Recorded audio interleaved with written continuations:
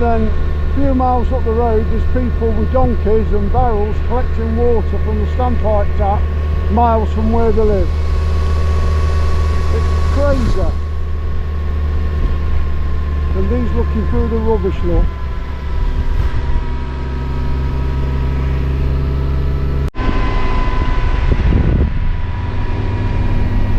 Blindfolded them so they aren't scared. And it's where all the wealthy live. We didn't know about it, but all of a sudden where the wealthy live you get trees, grass, plenty of police, everybody dressed more European-fied, proper houses.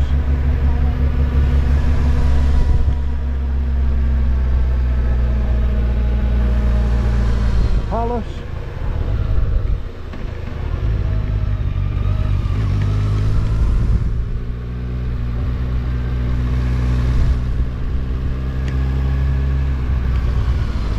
And cars that don't pay any attention.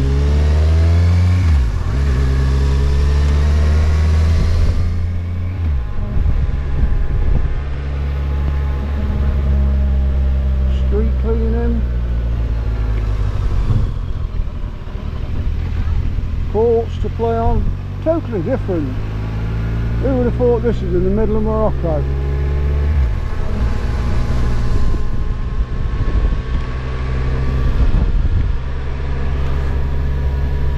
Green it all is.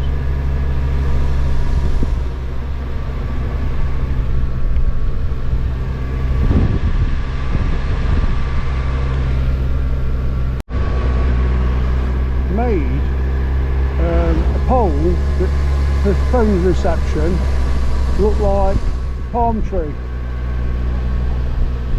How good is that? You can see it, look. That's brilliant idea. They should have that everywhere. Instead of seeing the great big white things stuck up all around. Just stopped and had a couple of, well we didn't take it to a Calicut. It's overcast here, it said it would be 33 degrees and it's only 23. Only, it's really comfortable. A very green area.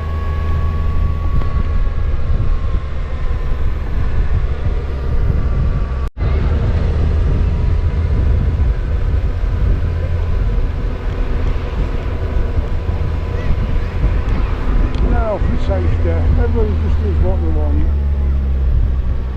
I don't think there's any such thing as an MOT ticket either when you see the states of some of the things.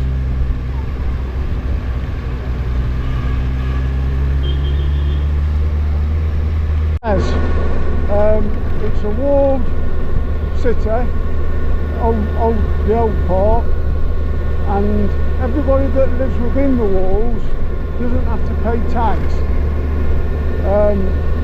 There's over 9,600 streets in there and you can't see over the top of any of them. They're all closed in, really tight streets.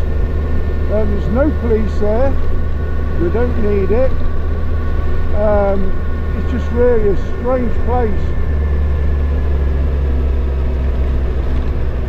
Just get through here.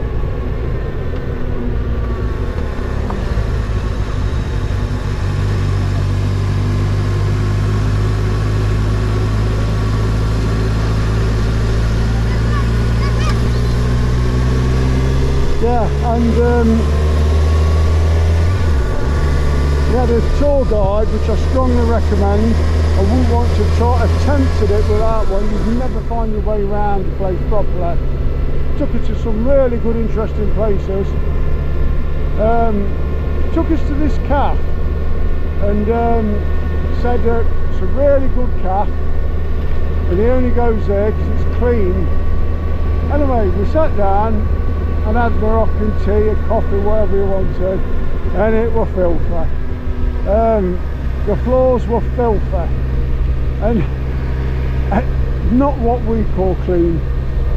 And he was saying he goes there because the bottled water, it is proper bottled water, because he knows of places where they fill it up with tap water that's not drinkable.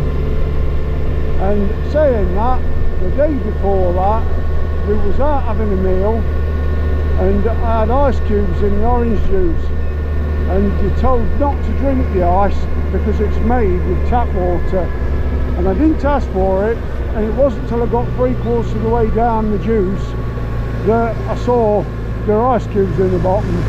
Granted, there were only 2, but that night I was badly. Michelle wasn't, she didn't have any. Yeah, pain's a bit like food poisoning. Had the trots, and it took a good 24 hours for it to wear off, and they just put me off eating. Now, when we was going around Medina, it was like, I kept saying, film this, film this, film this, and it was things I didn't want to film. Killing of chickens, all the piled up skins of hurt leathers and that to be coloured. But anyway, yeah, and what you have to watch from Morocco is, if you take photos or film, people think they're on the photos or film, they demand money off you. And a lot of them don't like to film, they find it really offensive. So I find it difficult wanting to film certain things. But there was all these foods on the go, everywhere you went, and all the rest of it. And what happened was, all the food I saw just made me feel bad. Your stomach was still churning from not wanting to eat, and from having the trots and the bad gut. So it was a difficult day for me, but Michelle absolutely loved it. So yeah, it was an experience. I know when we go to Marrakesh, I'm not in any rush to go down any of those markets again.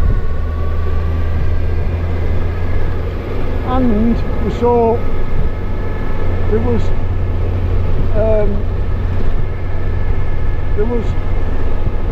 camels' heads on sticks, and they were selling camel meat. And the guide kept saying he only eats camel meat, he eats it 3 times a week, it's an aphrodisiac. And I believe him because there was others buying it, and he was talking to one of them, and he was saying, and it was quite funny. They were having a conversation about how it affects them. It's starting to bloody rain. I can't believe this. Anyway, but there was every kind of meat, and it didn't look fresh. It was all in 26-degree temperature, just laid out for you to buy. And there were cats everywhere, all over the floors, everywhere. And the butchers was feeding the cats gone off chicken, and they're just throwing it on the floor for them. And it was like, but then they're serving fresh chicken above it. And it was just an experience, but not one that I would want to. That's where they come for the water. It's not one that I would want to really experience again. It's not for me, but Michelle loved it. Anyway, that was it really. But yeah, I don't think there's any such thing as MOTs over here. They all drive around, and some of the cars and bikes are such a state. No lights work, they've got all sorts wrong with them, and the police don't bother them. And I'm thinking that as long as you've got an insurance, that's all you need, because they stop and check paperwork, but the state of the vehicles. But yeah, it's all good fun. We're on our way to some waterfalls. This is a P road. We're on these roads for the next 3 hours to get to the next hotel, which is actually in the middle of nowhere. With some waterfalls en route, and I'll show you why, unless it's dried up. But yeah, last hotel, I highly recommend it. Breakfast, I mean, it's all basic stuff really, it's what we're used to, but plenty of it. Service was second to none and very clean. But what I've realised with Morocco is a 5-star hotel is probably equivalent to a 3-star hotel in Britain. And a 3-star hotel here is equivalent to 1 or 2 stars, I would say. But anyway, it is what it is, but it's so inexpensive, that's the thing. You're not paying anything for them. I mean, 20 to 40 pound a night for two of you, including breakfast. You know, it's pennies. So, you know, but all the rooms, everyone would say that, all the rooms have been very clean, with clean linen, towels, everything, plenty of red hot water, so I can't fault them for that. But yeah, anyway, I'll leave it at that. Part of the Atlas Mountains now. It's a national park, there's people live up here in it.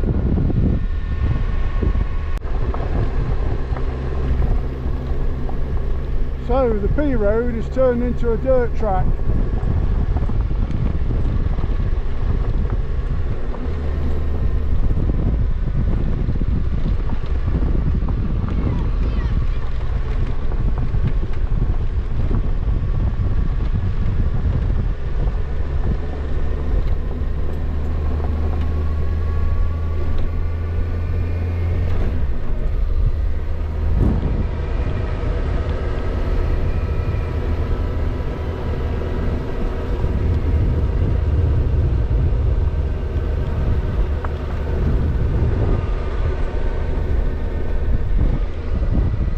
Again.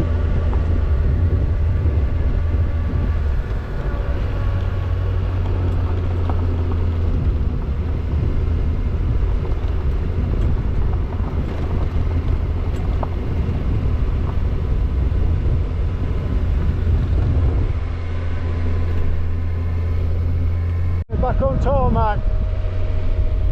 I think we've just done about 2 or 3 miles on gravel.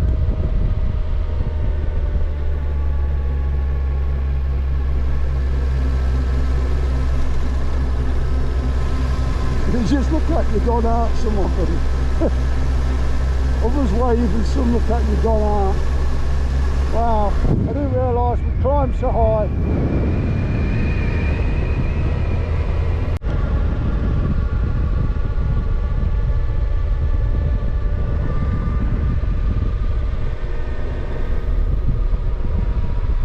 We've come here for these waterfalls. It's a big tourist thing and it's dried up. There is no water.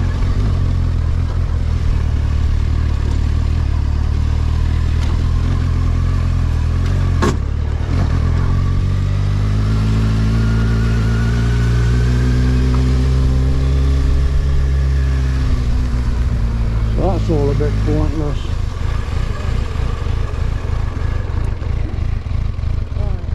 Yeah. If you look straight ahead of you. Yeah. Okay. Just hold on a second. It might be on the next one, next bit further along, but it doesn't alter the fact that the water's not there.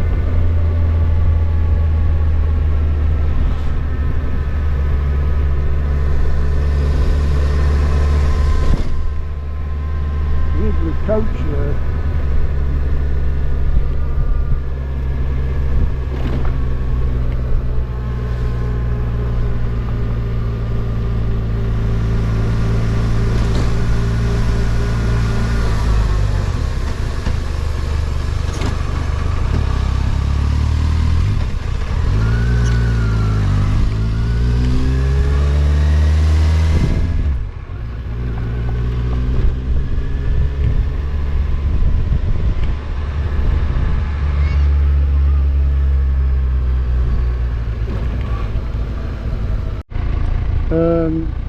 Oh no, water's gushing down here, I can see it,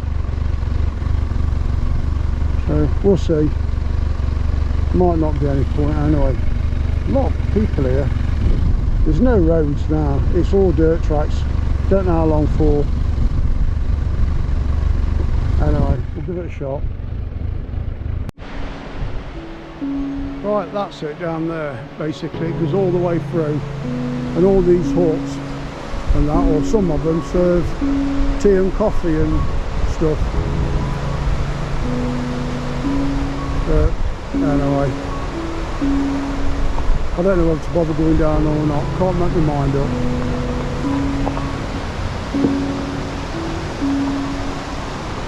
Another British bike, first one we've seen actually. I've seen lots of Spanish ones.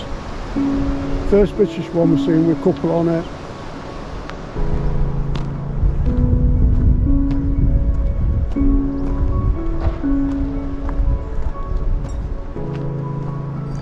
That other Brit English couple's gone down there into it.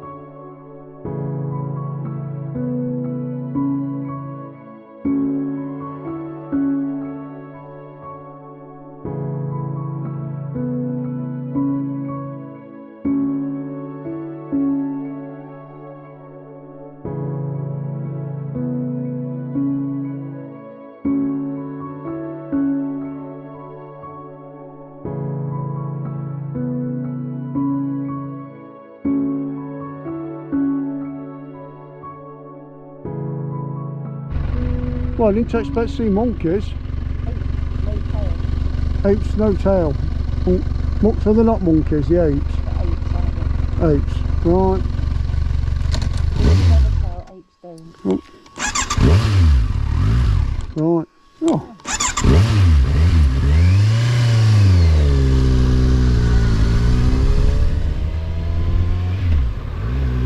Oh, I never. I once thought they were out for them to eat.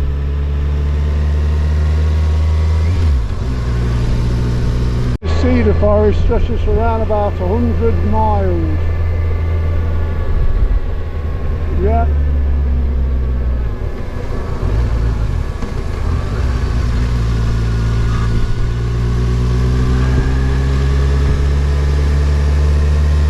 Apparently there used to be mountain lions in Morocco, and the last one was killed in 1971. It's a shame they killed it.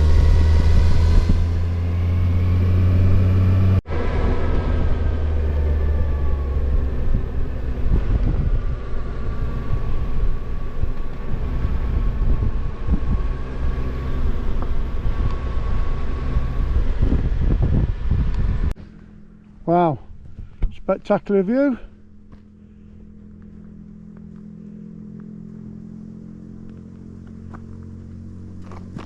Still got 2 hours of this yet.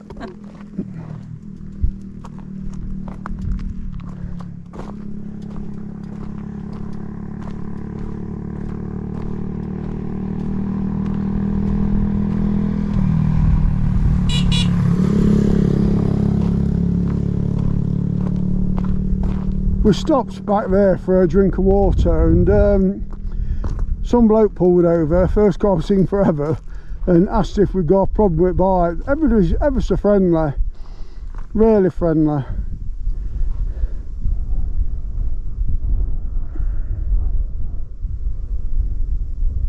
Never expected it to be this green.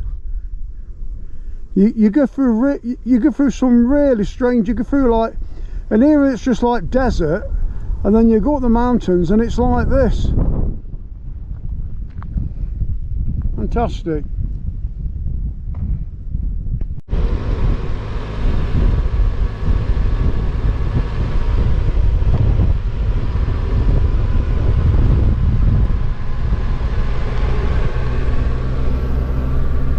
Just coming out opposite way.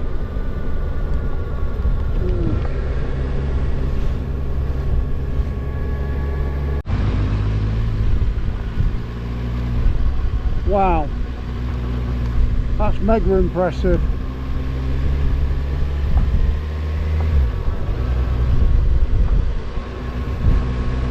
Just been on a no tarmac road at all again, and this will just go a bit. It's hard work with road tyres on this bike. Not the right bike for it, but it is what it is.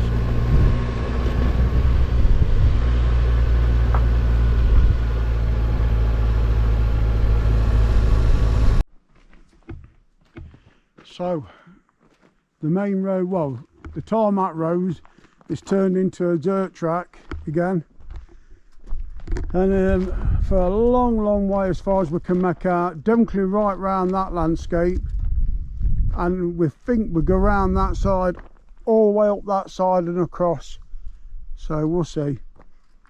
But the views are absolutely out of this world, absolutely incredible. We've noticed, like, we've just passed through that tiny village there, and the kids hanging around on the street, on the dirt tracks, what they do. And they're also immaculately dressed and look lovely and so happy. Yet there's nothing for them. Or is there everything? I don't know.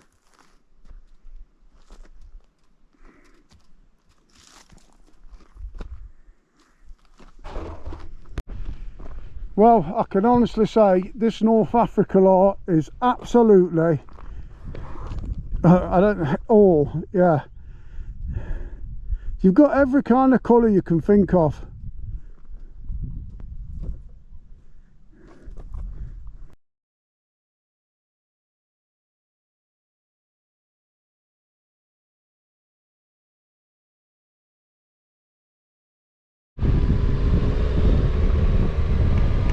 Went on through then, not concentrating, looking at the mud house.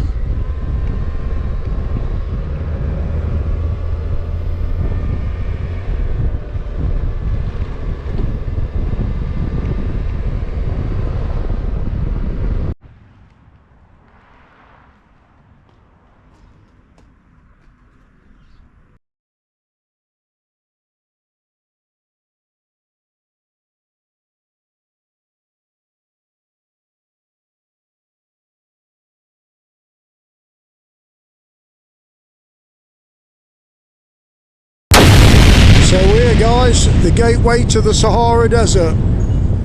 Finally done it, we're here.